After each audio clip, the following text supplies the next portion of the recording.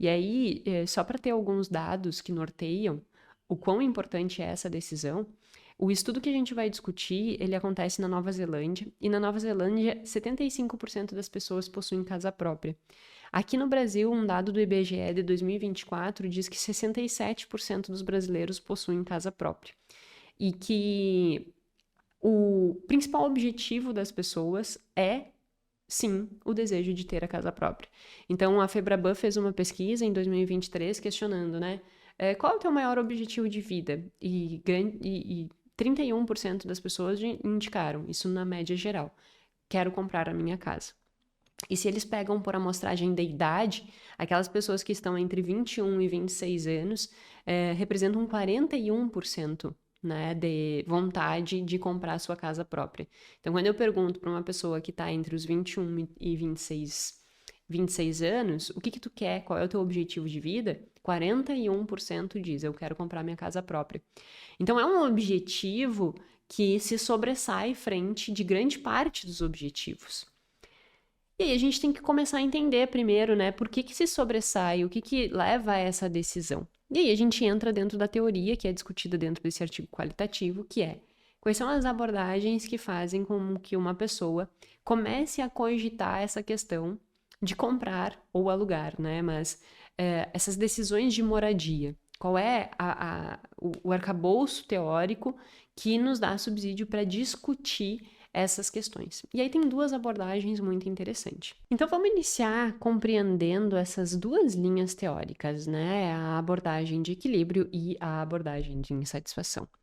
Quando eu falo da abordagem de equilíbrio, eu estou me referindo, né, a teoria está se referindo a um olhar muito dentro da economia neoclássica, aquela economia tradicional que parte da pressuposição de que somos racionais. Então, ele vai olhar pelo ponto de vista de necessidade. Qual é a minha necessidade? Por exemplo, nós estamos projetando, né, e planejando ter filhos. Então, as nossas necessidades hoje, elas se ampliam, né? Porque a gente precisa ter quarto para criança, eu preciso ter um escritório para eu seguir trabalhando. Então, precisa de um espaço que atenda a essas nossas necessidades. Que antes de ter filho, né? E a gente ainda não sabe, né? Estamos nos planos de ter filhos, mas que nós não ficávamos pensando nessas necessidades antes dessa organização para ter filho. Então, é uma questão que vai surgindo necessidades muito pelo ciclo de vida. E eu vejo isso muito acontecendo. Por exemplo, a minha mãe. E isso acontece na vida de todo mundo, né? Todo mundo que quer ter filhos. Tu tem uma necessidade quando tu é jovem. Quando tu pensa em ter filhos e os filhos estão em casa, tu tem uma outra necessidade residencial. Quando os filhos saem de casa, volta para uma necessidade anterior. Então, tu precisa alterar essas necessidades a depender do teu momento de vida, né? E isso tem a ver com utilidade. Se nós olharmos para a teoria da utilidade esperada, isso tem a ver com utilidade. Eu vou tomar uma decisão que maximize a minha utilidade, me maximize, entre aspas, a minha felicidade. Eu estou com uma necessidade, eu tenho que atender a esta necessidade. Então, essa necessidade é uma necessidade prática, utilitária. Eu preciso de mais espaço para que eu consiga atender, né, essa minha nova demanda. Então, sempre vai estar pautado na necessidade e no orçamento que eu tenho disponível para atender essa necessidade. Porque daqui a pouco eu posso ter uma necessidade de uma casa com 4 quartos, mas eu não tenho orçamento disponível para que eu consiga atender. Então, por isso que se chama abordagem de equilíbrio. Eu tenho que equilibrar a minha necessidade com o meu orçamento e ser extremamente utilitário no sentido de o que dentro dessa conjuntura faz maior sentido para que eu tome uma decisão. Então, olhando por essa ótica, é uma decisão calculista, certo? Então, essa seria a parte de olhar para a decisão de comprar ou alugar ou se mudar de um ponto de vista matemático. E aí tem uma outra abordagem, que é a abordagem da insatisfação. E a abordagem da insatisfação, ela não parte do pressuposto de necessidade e equilíbrio entre orçamento. Ela parte de como é que eu me sinto aqui? Puxa, eu não me sinto bem, o barulho me incomoda, o trânsito me incomoda, os vizinhos me incomodam. Eu gostaria muito de viver numa casa assim, assado ou daquele jeito. Por exemplo, eu sempre quis morar numa casa, porque não tem nada de necessidade, entendeu? Assim, o meu desejo, ele é um desejo emocional, entre aspas, psicológico, porque eu quero uma casa, porque eu quero ter um pátio, eu quero criar filho correndo, solto. Então eu tenho uma necessidade de uma casa, não num olhar extremamente utilitarista e prático. É porque tem todo um peso de que eu fui criada para fora, no meio de campo. Eu adorava correr, eu adorava brincar, eu adorava. Então, assim, para mim isso tem um peso. Morar numa casa que tem um pátio, que tem a grama, que tem uma vista, que tem um lugar aconchegante para eu sentar, isso para mim é uma coisa importante. E isso está diretamente ligado com a abordagem de insatisfação. Mas não uma insatisfação pejorativa, mas uma insatisfação do tipo assim, qual é a vida que faz sentido pra mim, né? O que que eu gostaria? Eu peguei esses dias, não sei quem acompanha lá no meu Instagram também, mas eu peguei esses dias as cartas minha e do Gui, a gente começou a namorar em 2006, né? E eu achei cartas de 2006, mas eu também achei uma carta de 2011 em que eu escrevo que nós possamos estar juntos, velhinhos, na nossa casa, com os nossos cachorros e nossos filhos. Então, isso era 2011 e eu já tinha essa coisa de que eu queria uma casa. Essa não é uma necessidade neoclássica da utilidade esperada, entendeu? Ela é nitidamente um vínculo afetivo que eu construí com um estilo de vida na natureza e que eu quero que meus filhos vivam isso. Eu acho que pra mim foi muito saudável viver no meio da terra, no meio da grama. Eu comia terra, comia areia, sabe assim, tipo, eu botava na boca e ficava, que cleve? E aí eu achava muito interessante que dava um crack-crack. Coisas que a gente faz pra fora. Mas eu acho saudável isso, né? E ainda mais hoje em dia, tirar as crianças das telas, elas terem a condição de terem essa liberdade em relação a correr mesmo. Então, tudo isso eu julgo que é importante. Mas percebe que a importância ela está muito mais ligada com as experiências que eu tive na minha infância, com as lembranças boas que eu tive de uma infância solta, entre aspas, do que propriamente com, nossa, isso aqui utilitariamente, ou seja, isso aqui do ponto de vista prático atende a uma necessidade prática. Não, não é uma necessidade prática. A minha vida não vai mudar porque eu vou ter um jardim. A minha vida não vai mudar porque eu vou. É uma necessidade eminentemente emocional psicológica. Então, essa abordagem de insatisfação, ela está diretamente ligada a isso. Ela está diretamente ligada com o fato de que as tuas insatisfações, e o nome é insatisfação, mas a gente poderia levar em consideração desejos, né? Porque, por exemplo, eu olho para um apartamento, eu tenho uma insatisfação em pensar em criar um filho dentro de um apartamento. E percebe que, do ponto de vista racional, isso não faz sentido, porque a maior parte das pessoas tem filho dentro do apartamento. Então, eu tenho uma crença que não é racional. Por quê? Porque eu vivi solta. E eu gostei. Eu dou valor, eu valorizo, né? Deixa a criança comer uma grama, deixa a criança comer uma terra. Eu valorizo, eu valorizei essas experiências. Eu tenho muitas boas experiências disso. Então eu quero proporcionar isso para o meu filho. Mas isso nada tem a ver com essa estrutura de maximização de utilidade, porque, como eu estava dizendo, a maior parte das pessoas vão ter filhos em apartamento. Então, é uma distorção, né, minha.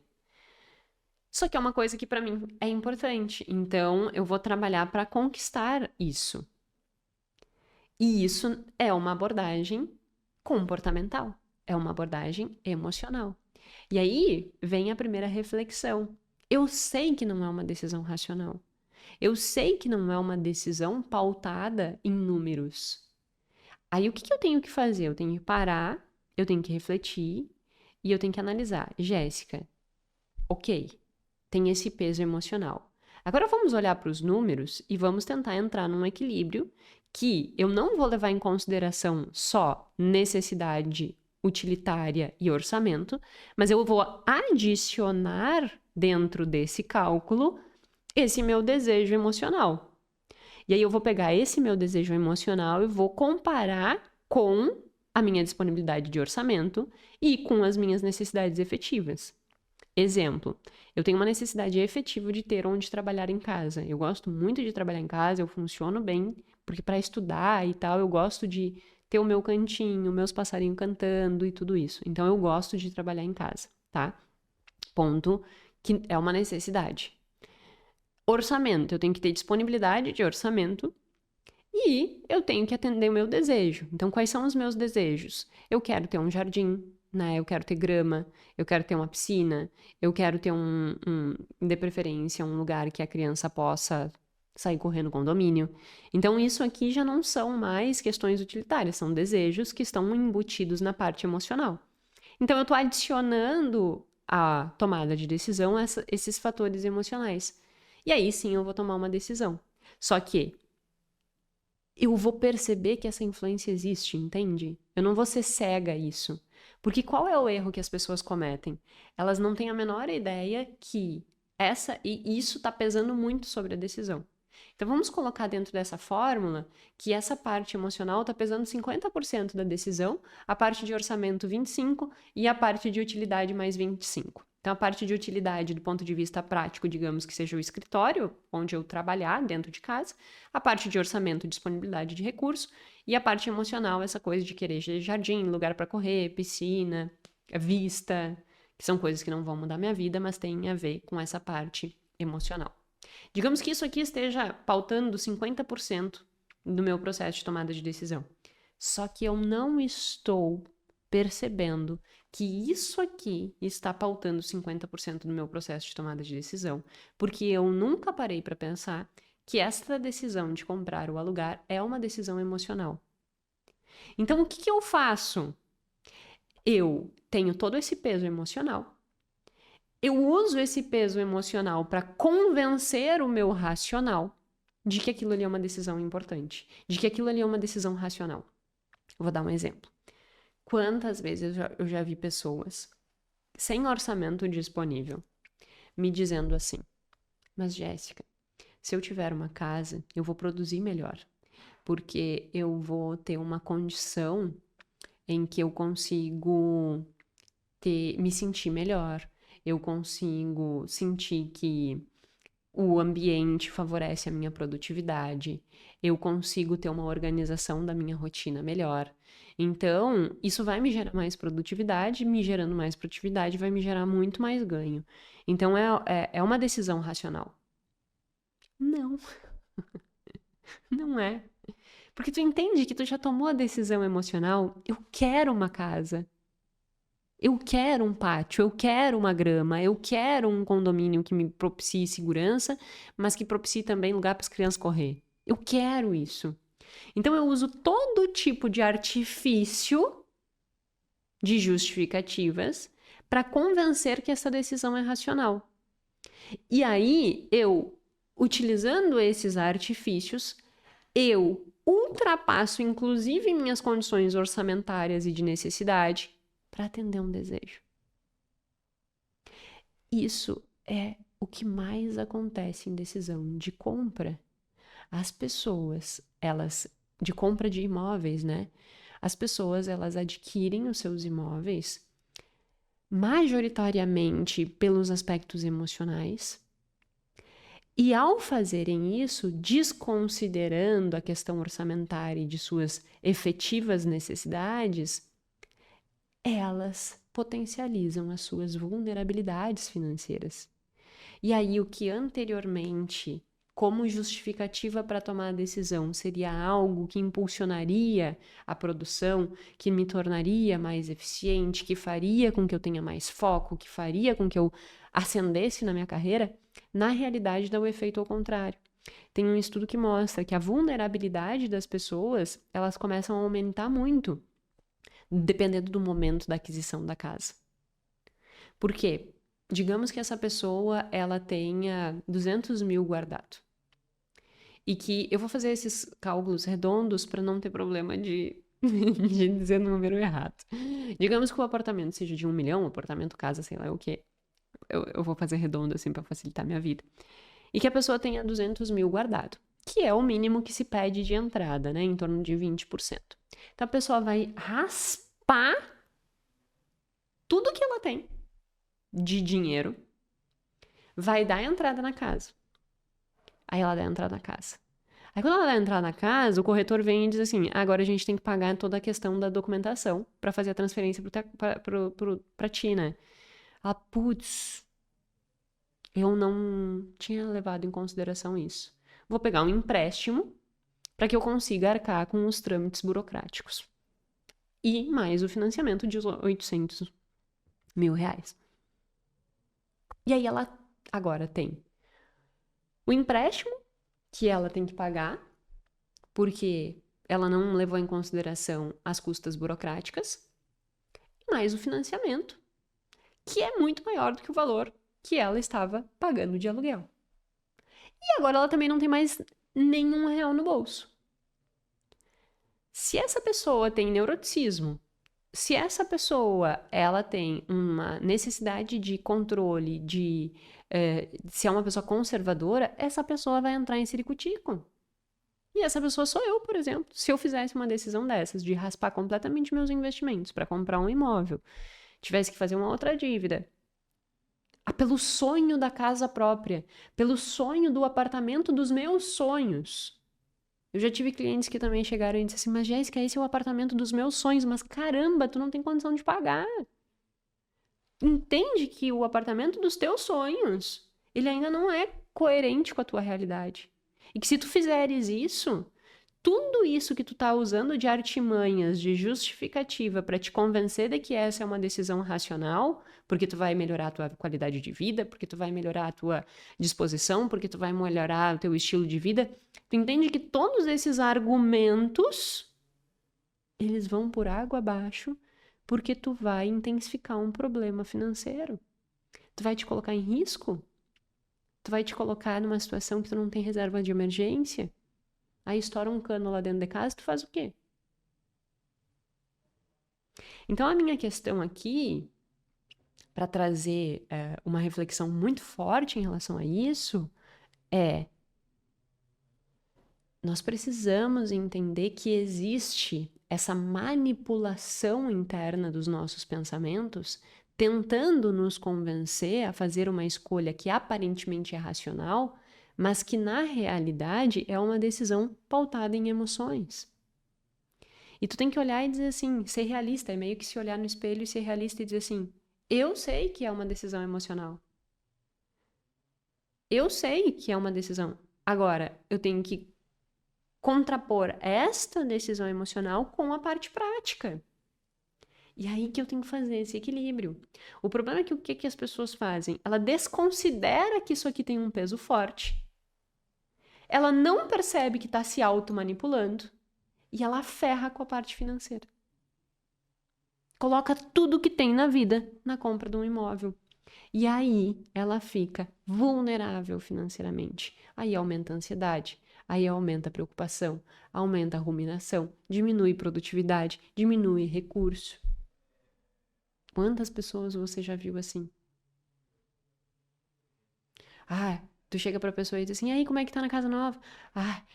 Tô bem preocupada porque agora tem um monte de conta pra pagar. Caramba! Não precisava ser assim. A gente tem que nivelar. E aí tem um exercício que é muito interessante que dá para se fazer, que é: se projete, viva essa condição. Pense, tá, eu vou fazer isso, vou limpar meus recursos, vou fazer um financiamento, vou ter uma parcela. Como é que eu vou me sentir? Mas vivencia isso. O Kahneman diz que quanto mais vívido estiver na nossa memória, na nossa cabeça, nas nossas projeções, as coisas, a gente consegue meio que antecipar como que eu vou me sentir, e isso dá um pouco mais de discernimento no processo de tomada de decisão. Então pense sobre isso. Não seja cego à sua própria manipulação. É isso que eu quero trazer aqui, entendeu?